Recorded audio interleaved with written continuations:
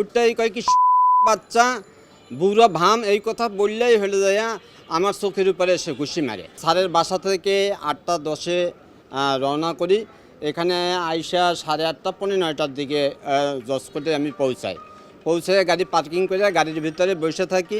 বসে থাকলে তার পিয়ন, আমাদের কোর্টের নারী শিশু নির্যাতন দমন ট্রাইব্যুনালের কোর্টের পিয়ন, ওর নাম হলো দীপু, ও আমাকে ফোন করে যে আপনাকে স্যারে ডাকছে, লক বই নিয়ে আপনারা ডাকছেন। আমি গেছি, যাইয়া আমার যাইয়া নিয়ে গেছে স্যারের খাস কামরায়।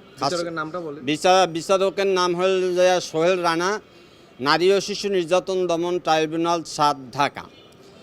ওনার কাছে যাই, উনি গেলে পরে লক বইটা খোলার পরে দেখায় আমাকে যে এখানে 7টা লেখছো কেন। আমি বললাম যে স্যার কোর্টে তো আপনি 8:30টায় আসেন, আমি 7টায় যেয়ে গাড়ি পরিষ্কার করি। নগদ নিয়ে এলো হার না মানা হার অফার। সর্বনিম্ন 10,000 টাকা রেমিটেন্স নগদে পাঠালে থাকছে স্বর্ণের হার জেতার সুযোগ। এবং হলে যে 8টা 10 এর ভিতরে আপনি গাড়িতে চলেন, আপনার আমি কোর্টে নিয়ে আসি। আমি যদি 7টায় না আসি তাহলে তো আমি গাড়ি পরিষ্কার করতে পারি না।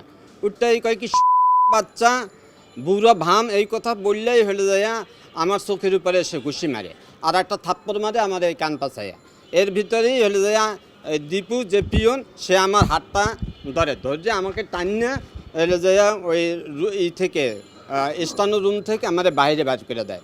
তারপর আমার হলে যে চোখ সাথে সাথে ফুললে ওঠার পরে আমি এখানে আসি। আমার এক ড্রাইভার ভাই, ওনার নাম হলো যায় রিমন, ও আমাকে হলে যায় ডাক্তারের কাছে নিয়ে যায়, ন্যাশনাল হসপিটালে নিয়ে যায়। তারা পরীক্ষা নিরীক্ষা করে এবং হলে যায় বলছে যে এটা ফ্র্যাকচার হয়েছে, এভাবে থাকুক, কালকে হলে যায় আবার আসতে হবে, হলে যায় ভর্তিও লাগতে পারে, আরও বড় ধরনের ডাক্তারও দেখাইতে হতে পারে, হলে যায় আপনি এভাবে থাকেন। আমি দাঁড়িয়ে রাখা মানুষ, আমি সাদাসিধে আমি নামাজ কালাম পড়ি, এটা তার অত ভালো লাগে না। এবং সে গানম্যানের সাথে তার হলে যায় ওতপ্রোতভাবে সে জড়িত। গানম্যান আমাকে মারছে, আমি তার কাছে বিচার দিব তো ভালো কথা, সে উল্টে বিলে আরও বলে যে কোনো যদি কথা বলো তাহলে হলে যায় আমি হলে যায় তোর চাকরি খাইলাম, তোর হাইকোর্টে দৌড়াইতে তোর জুতা শেষ।